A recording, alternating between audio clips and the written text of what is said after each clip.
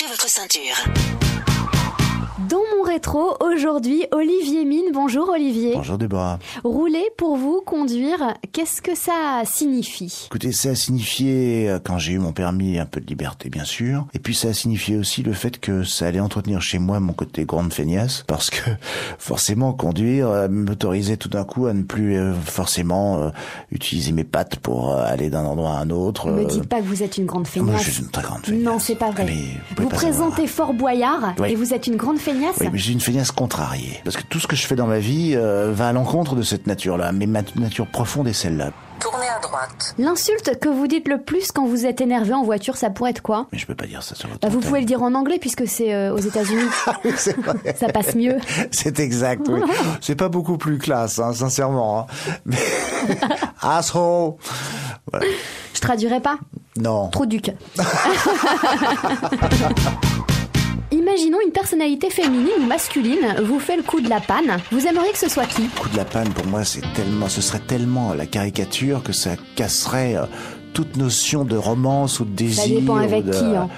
Mais je vous avouerai que ce soit Angelina Jolie ou George Clooney, ça changerait pas grand chose à l'affaire, je trouverais ça pathétique. Je crois que je regarderais l'autre en lui disant, non, quand même pas ça, non, on mérite mieux que ça.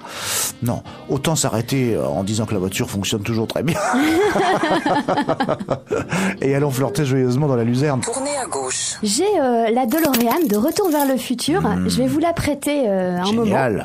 Alors attention, à quel moment précis de votre vie vous retournez pour changer une chose, revenir sur un choix que vous avez pu regretter par la suite ? Alors le problème, c'est que je ne... Regrette rien. Ouais, je ne regrette rien parce que je peux avoir des remords, mais je n'ai pas de regrets. Bizarrement, vous voyez, c'est étrange, quand vous m'avez évoqué cette voiture, je me suis dit, oh oui, je repars tout de suite à l'époque où j'étais entouré par tous ceux que j'aimais et qui, pour la plupart, sont partis. C'était qui ? C'était mes grands-parents, mon arrière-grand-mère.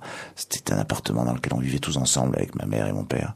On était très intergénérationnels à l'époque. Et j'ai adoré cette période-là, c'est la période la plus douce de ma vie. Olivier Mine, on va allumer la radio. La bonne du curé. Ça vous rappelle quoi, ça ? La bonne du curé, ça me rappelle un voyage que nous avons fait en Renault 5, en 75, en Espagne. Et c'était l'époque où était sorti le titre de Annie Cordy. Donc ça passait en boucle sur les radios. Il faut se rappeler qu'à l'époque, quand on partait en R5 en Espagne, ça mettait 4 jours. Donc on avait le temps d'écouter Annie Cordy. Vous me dites ça comme ça, je vous dis, dans ce cas-là, oui, c'est la bonne du curé. Prenez l'autoroute. Quelle est la personnalité que vous laisseriez planter en plein désert si elle était en panne ? Il y en a une bonne pelletée quand même, hein, il faut bien le dire. Parce que malheureusement, et c'est peut-être le cas pour vous aussi, l'interview que j'ai pratiquée très nombreuses années dans les années 90 m'a permis de rencontrer beaucoup d'artistes, d'intellectuels, d'auteurs, de scientifiques, d'historiens. Et parmi tous ces artistes, toutes ces personnalités, il y en avait que j'aimais énormément et qui, humainement parlant au contact, se sont révélés être très peu intéressants, pour ne pas dire inintéressants. Vous êtes arrivé. Merci beaucoup, Olivier Mine. Je vous en prie.